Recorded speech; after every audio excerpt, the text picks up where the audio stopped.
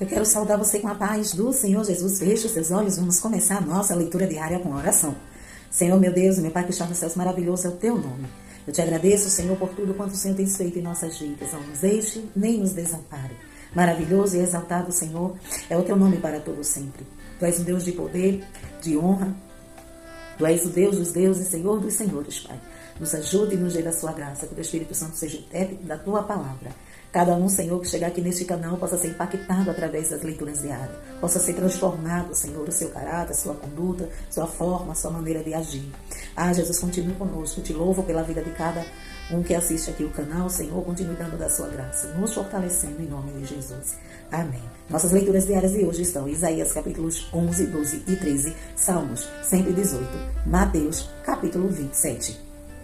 Isaías, capítulo 11, diz assim: O ramo de Jessé. O ramo surgirá do tronco de Jessé, e das suas raízes brotará um renovo. O Espírito do Senhor repousará sobre ele. O Espírito que dá sabedoria e entendimento. O Espírito que traz conselho e poder. O Espírito que dá conhecimento e temor do Senhor. E ele se inspirará no temor do Senhor. Não julgará pela aparência, nem decidirá com base no que ouviu. Mas com retidão julgará os necessitados. Com justiça tomará decisões em favor dos pobres. Com suas palavras, como se fosse um cajado, ferirá a terra. Com o sopro de sua boca matará os ímpios. A retidão será a faixa de seu peito, e a fidelidade o seu cinturão. O lobo viverá com o cordeiro, e o leopardo se deitará com o bode. O bezerro, o leão e o novilho gordo pastarão juntos, e uma criança os guiará. A vaca se alimentará com o urso, seus filhotes se deitarão juntos, e o leão comerá palha como um boi. A criancinha brincará perto do esconderijo da cobra. A criança colocará a mão no ninho da víbora. Ninguém fará nenhum mal, nem destruirá coisa alguma. Em todo o meu santo monte, pois a terra se encherá do conhecimento do Senhor, como as águas cobrem o mar. Naquele dia as nações buscarão a raiz de Jessé, e será como uma bandeira para os povos, e o seu lugar de descanso será glorioso. Naquele dia o Senhor estenderá o braço pela segunda vez para reivindicar o remanescente do seu povo, que for deixado na Síria, no Egito, em Patros, na Etiópia, em Elão, em Sinear, em Amate e nas ilhas do mar. Ele erguerá uma bandeira para as nações, a fim de reunir os exilados de Israel. Ajuntará o povo disperso de Judá, desde o quatro canto da terra. O ciúme de Efraim desaparecerá, e a hostilidade de Judá será eliminada. Efraim não terá ciúmes de Judá, nem Judá será hostil a Efraim. Eles se infiltrarão pelas encostas da Filístia, a oeste. Juntos saquearão o povo do leste. Porão as mãos sobre Edom e Moabe. Os amonitas lhes estarão sujeitos. O Senhor fará secar o golfo do mar do Egito. Com forte vento varrerá com a mão o Eufrates, e o dividirá em 7 riachos, para que se possa atravessá-lo de sandálias. Haverá uma estrada para o remanescente do seu povo, que for deixado na Assíria, como houve para Israel, quando saiu do Egito. Capítulo 12, Ação de Graças. Naquele dia você dirá: Eu te louvarei, Senhor, pois estavas irado contra mim, mas a tua ira se desviou-se.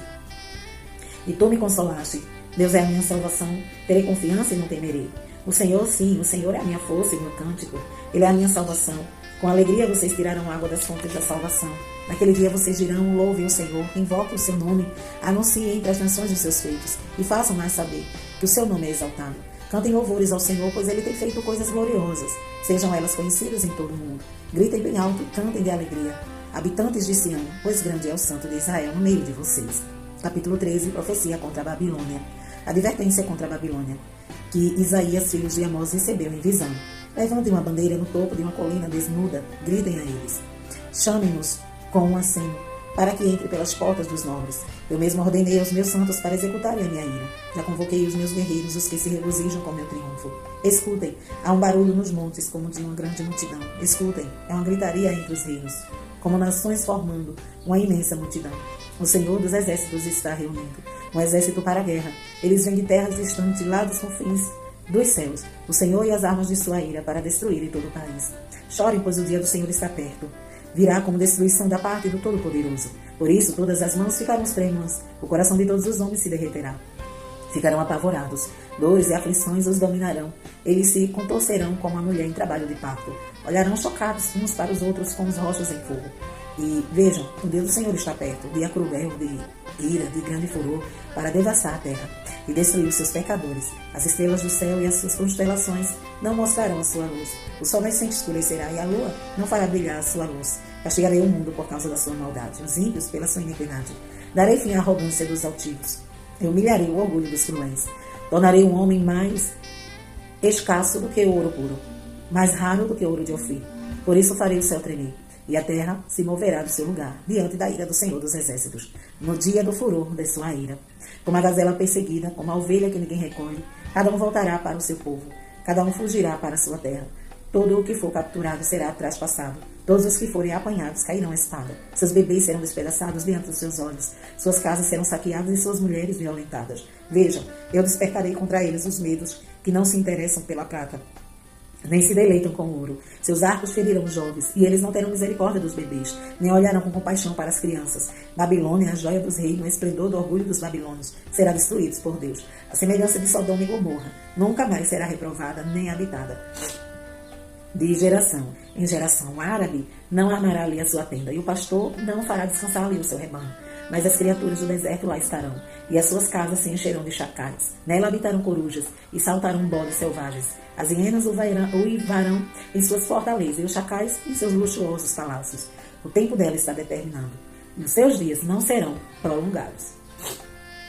Salmo 118.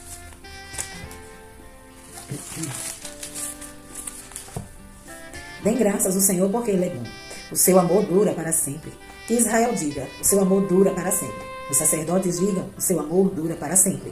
Os que temem o Senhor digam, o seu amor dura para sempre. Na minha angústia clamei ao Senhor, e o Senhor me respondeu, dando-me ampla liberdade. O Senhor está comigo, não temerei. O que me pode fazer os homens? O Senhor está comigo, Ele é o meu ajudador. Verei a derrota dos meus inimigos. É melhor buscar refúgio no Senhor do que confiar nos homens. É melhor buscar refúgio no Senhor do que confiar em príncipes. Todas as nações me cercaram, mas em nome do Senhor eu as derrotei. Cercaram-me por todos os lados, mas em nome do Senhor eu as derrotei. Cercaram-me como um enxame de abelhas, mas logo se extinguiram, como espinheiros em chamas. Em nome do Senhor eu as derrotei. Empurraram-me para forçar a minha queda, mas o Senhor me ajudou. O Senhor é a minha força e o meu cântico. Ele é a minha salvação. Alegres brados de vitórias ressoam nas tendas dos justos. A mão direita do Senhor age com poder. A mão direita do Senhor é exaltada. A mão direita do Senhor age com poder. Não morrerei, mas vivo ficarei, para anunciar os feitos do Senhor. O Senhor me castigou com severidade, mas não me entregou à morte. Abram as portas da justiça para mim, pois quero entrar para dar graças ao Senhor. Essa é a porta do Senhor pela qual entram os justos. Dou-te graças, porque me respondeste e foste a minha salvação. A pedra que os construtores rejeitaram tornou-se a pedra angular. Isso vem do Senhor, e é algo maravilhoso para nós. Esse é o dia em que o Senhor agiu. Alegremo-nos e exaltemo-nos nesse dia. Salva-nos, Senhor. Nós imploramos, faze-nos prosperar, Senhor. Nós suplicamos. Bendito é o que vem em nome do Senhor. Na casa do Senhor nós o abençoamos. O Senhor é Deus, e Ele fez resplandecer sobre nós a sua luz. Juntem-se ao cortejo festivo, levando ramos até as pontas do altar. Tu és o meu Deus, graças te darei. Ó meu Deus, eu te exaltarei. Dêem graças ao Senhor, porque Ele é bom. O seu amor dura para sempre. Mateus, capítulo 27. O suicídio de Judas. De manhã cedo, todos os chefes dos sacerdotes e líderes religiosos do povo tomaram as decisões de condenar Jesus à morte, e amarrando-o levaram-o e entregaram a Pilatos, o governador. Quando Judas, que o havia traído, viu que Jesus fora condenado, foi tomado de remorso e devolveu os chefes dos sacerdotes e os líderes religiosos as 30 moedas de prata. E disse, pequei, pois traí sangue inocente. E eles retrucaram, o que nos importa? A responsabilidade é sua. Então Judas jogou dinheiro dentro do templo e saiu, foi e enforcou-se. Os chefes dos sacerdotes ajuntaram as moedas e disseram, é contra a lei colocar esse dinheiro no tesouro, visto que é preço de sangue. Então decidiram usar aquele dinheiro para comprar o campo do oleiro para cemitério de estrangeiros. Por isso, ele se chama Campo de Sangue até o dia de hoje. Então se cumpriu o que fora dito pelo profeta Jeremias. Tomaram as 30 moedas de prata, preço em que foi avaliado pelo povo de Israel, e as usaram para comprar o campo do oleiro, como o Senhor me havia ordenado.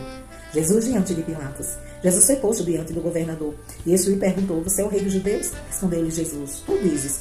Acusado pelos chefes dos sacerdotes e pelos líderes religiosos, ele nada respondeu. Então Pilatos lhe perguntou, você não ouve a acusação que eles estão fazendo contra você?